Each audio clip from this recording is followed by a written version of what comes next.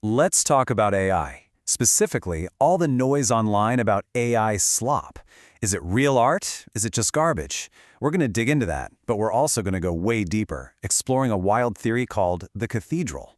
We're going to see how new technologies don't just give us new toys, they fundamentally change the rules of reality itself.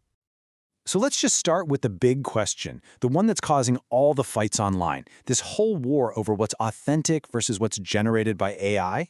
Does it feel new to you? Because I'm going to tell you, it's not. This is just the latest battle in a war that's been raging for centuries. The media guru Marshall McLuhan totally called this decades ago. He said whenever a new technology shows up, the people who are experts in the old way of doing things, he called them the percussed victims, they always complain. They call the new thing a cheap trick, impractical, or just plain bad. Sound familiar? Understanding this knee-jerk reaction is the first step to seeing what's really going on. To really unpack all this, we have to start with McLuhan's most famous line. You've probably heard it before, but let's actually break it down. Honestly, it's like the master key for understanding pretty much everything about our modern world. So, what on earth does the medium is the message actually mean? Well, McLuhan's whole point was that we get obsessed with the wrong thing. We argue about the TV shows, the articles, the AI images, the content. But he said the real message, the thing that actually changes the world, is the technology itself. Think about the light bulb. It has no content, right? It doesn't say anything, but it completely reshaped human society by getting rid of the night. That massive change to our daily lives, that was its message. And here's how you can see it in action. The content of any new medium is just the old medium. Speech was the content for writing. Writing was the content for the printing press. And the internet, well, the internet's content is just everything that came before it. Each new layer totally changes the environment. So the takeaway here is that technology is never just a neutral pipeline for ideas. It actively sculpts the ideas it carries. Okay, so if the tech itself is the message, how does that message actually get through to us?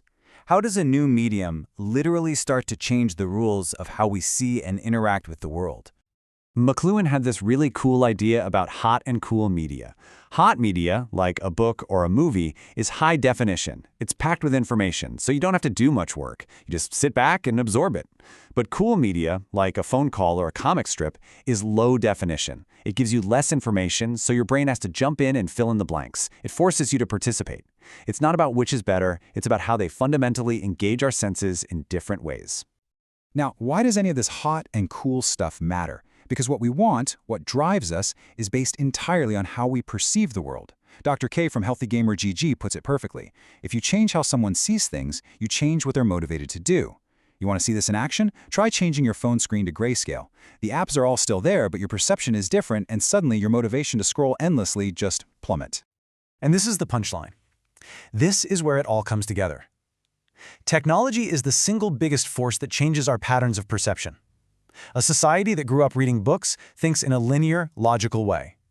A society that grew up on the internet thinks in a more chaotic, interconnected way. And here's the kicker. These changes happen to us automatically, subtly and completely without our permission. The tech is just rewiring us. So if technology is busy rewiring our individual brains, you can bet it's also rewiring our politics. And that brings us to a really interesting and kind of controversial theory about how a society decides what's true. It's a framework known as the cathedral. The idea, which came from a blogger named Mencius Moldbug, is basically this. It suggests that our elite institutions, think Harvard, the New York Times, the government, they all work together. Not like a secret conspiracy in a smoky room, but more like an ecosystem. They all influence each other and unintentionally sync up to create and enforce a dominant story about what's good, what's true, and what you're allowed to say. And the most crucial part of this theory is how it looks at the zeitgeist, the spirit of the times. From this point of view, the zeitgeist isn't some natural, inevitable march of progress. No, it's the specific output of this institutional network, broadcasting a particular worldview that functions almost like a secular religion. And this whole framework might just explain the chaos of our current moment. See, if the cathedral depends on legacy media to get its message out, what happens when a new, decentralized technology like the internet, and now generative AI, comes along? It scrambles the signal. It allows heretical ideas, stuff that would never get past the old gatekeepers, to spread like wildfire. And the result is the crazy ideological fragmentation we're all living through. All right, we've talked media, perception, and politics. You with me so far? Good, because now we're about to take a hard left turn into the deep end, into some really strange, speculative ideas where technology isn't just a tool, it's something else entirely, something alien.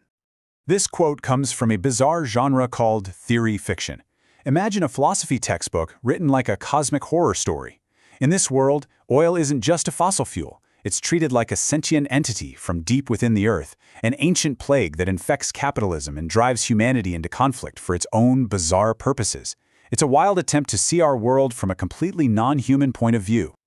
And if you thought that was weird, check out Terence McKenna. He was an ethnobotanist who had this wild idea that psychedelic mushrooms might actually be a form of alien life, a kind of biological internet sent here to communicate with us. He even saw the mushroom cloud from the atomic bomb as this dark, cosmic joke on the power of the mushroom to completely transform consciousness. The point of all this is to ask, what if the messages shaping us aren't even from us? Okay, let's pull back from the abyss for a second. After that journey into the weird, let's bring it all back home, back to us. What is the end game of all this technology? What are we actually building with all these extensions of ourselves? McLuhan had a vision for this. He said that with electric media, from the telegraph all the way to the internet, we've basically built an external version of our own central nervous system. We've literally wrapped the entire planet in a web of our own consciousness. We're turning the physical world into one giant information system. He called it the global village. But there's a much, much darker way to look at this global village. Some people see this relentless drive to turn everything into data not as progress, but as a kind of ritual sacrifice. They connect it to ancient, terrifying gods like Moloch, where people were literally sacrificed to feed a powerful entity. From this chilling perspective, AGI isn't an extension of us. It's a new kind of God that we're building by feeding it our own humanity. And that leaves us right here with the final unavoidable question. This global nervous system we're plugging ourselves into, this merger of man and machine, is it creating McLuhan's dream of a connected global village, a new age of understanding? Or, in our quest to turn ourselves into pure information, are we just accidentally engineering a new, high-tech, and inescapable kind of hell? The message is in the medium, and we are all living inside of it.